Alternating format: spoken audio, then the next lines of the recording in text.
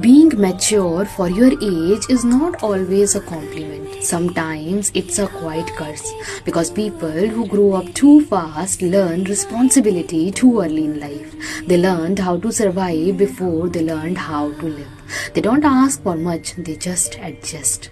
With time, they become quieter, more introverted. Their smile slowly fades, not because they don't want to smile, but because life asked them to be mature too early. While others were learning how to play, they were learning how to survive. While others were making mistakes freely, they carry expectations on the shoulders that were still growing. They forget how to ask for help, how to be careless. And with this, their childhood slowly slipped away. So no, being mature isn't a flex. It's a story of a child who grew up too soon and forget what it felt like to live without weight on their heart.